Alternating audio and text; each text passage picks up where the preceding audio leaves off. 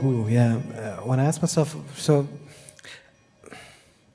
I think I'm still in the state looking for the in-between, right? Because there's this narrow space of, like, between digital and analog, what I talked about a little bit, where these both worlds meet, and where kind of like there is a space where I feel there's really freedom of thought, or really freedom of where I can invent, or can be like, not step in with like this pre-settings that I learned out of my socialization my whole life. And so going into the idea of developing a narrative, right, is like really pulling me out of this in-between. And I have to admit, I feel more fear in the moment to make the step, even though I would like to. But this maybe is also why you talk of group, you talk of EYOND as like public conspiracy. This is, I think, why such platforms are important, to also encourage the individual maybe to do so, to step out of this in-between zone, and that I like so much, right? So it's a very personal thing if you ask that to me. I feel that right now. I have to admit, it's kind of really a question that brings me but I feel the importance of that, and again, these presentations I saw and the exhibition are all kind of already contributing to answer this initial question of yours, in a way, for me. So. Lots of thoughts there. There seems to be this big question about how do we retain a degree of even personal, private thoughts in this day and place where everything is actually public commodity. It's very easy to become part of a big shared datascape. It's very easy to share your ideas, but also to be under influence of the ideas that may be put into a group in order to create an effect or to keep other ideas at bay. What I very often think about is to what degree stories, as you were mentioning, the narratives that drive some of the representational forms of art, including the moving image or sculpture in an expanded way, have also shifted towards environment. So this is what I start thinking about, not just the barriers between the public and the private sphere, the intimate and the collective, but also what is the built and the natural. So those hybrids interest me a lot, because I almost believe that it's, and perhaps believing is the right word for that, that there is a kind of a trans consciousness also taking shape as much as a personal consciousness, and that we have various degrees of engaging with that, and this is what makes myths and stories so powerful throughout centuries and cultures. But these things also translate to the natural world, or to the augmented natural world, to the augmented built world. And I'm currently very excited and interested in technologies that allow us to seemingly upgrade or augment or embed themselves into the worlds that we would normally have taken at the face value. What my, let's say, striving towards is not to create a sort of a tech-utopian vision of an audiovisual spectacle in a dry, cold aesthetic that's actually not related to the human experience. I'm really persuaded that the new technologies should and will allow us more and more every day to go beyond just the idea of the Internet of Things, but to allow us to increase an awareness and interaction with the entire built environment.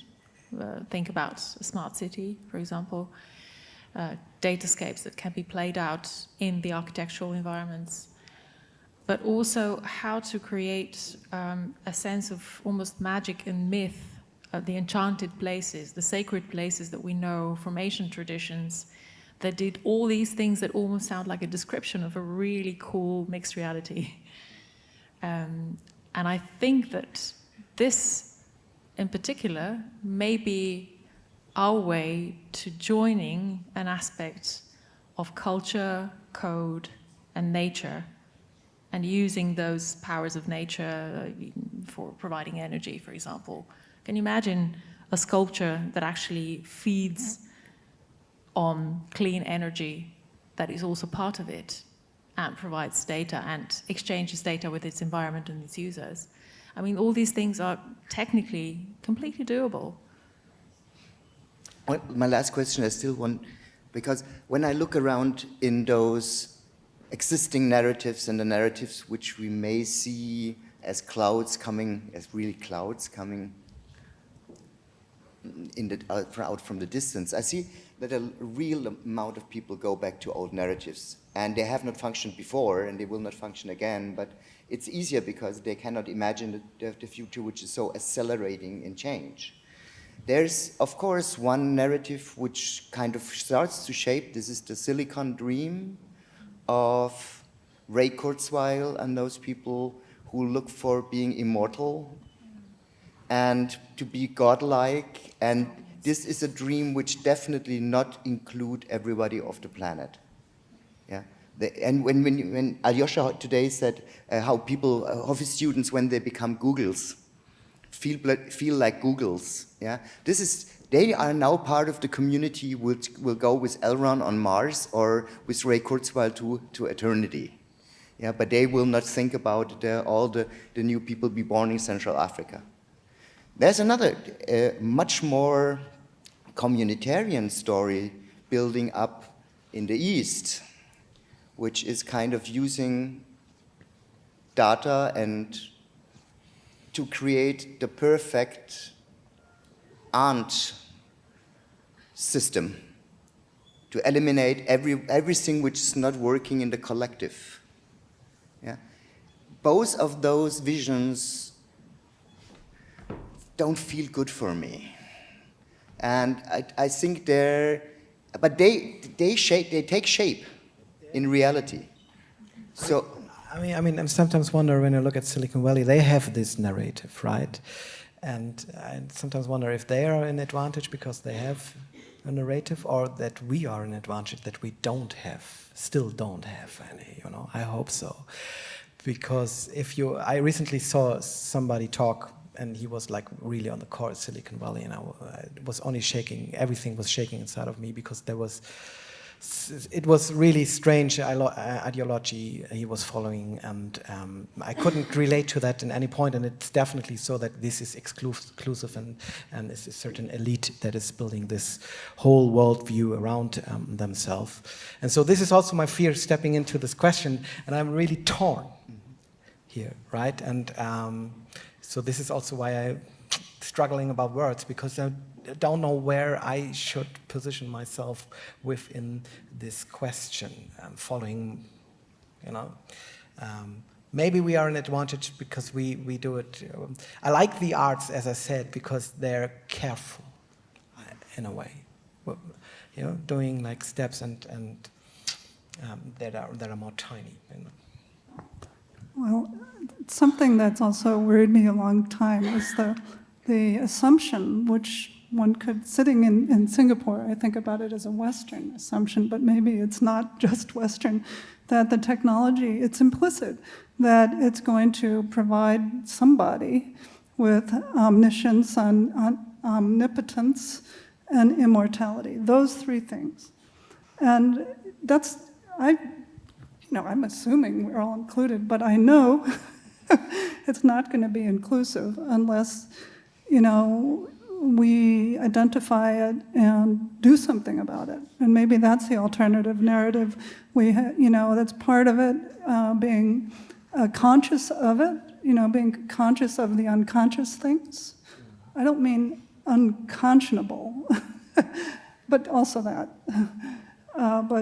So these are things that you pointed out. Also, you pointed out about what I call spontaneity, the importance of the space for the spontaneity, that which is not predefined, that's not allowed in a way, the play. And when you said armed, I thought you said aunt, because I said in Singapore and we were all having the aunties. Did you say auntie? Aunt. You did. Oh, okay, you did. Okay. Yeah, the helper or, but there is a kind of, it's been said a lot, but the role of play, the kind of, the importance of leaving something open to welcome in other people, the children, there has to be something we have to be critical, but also hopeful, leave space for things we don't know. And that has to be part of the narrative, too. I think that may be what you were getting at, but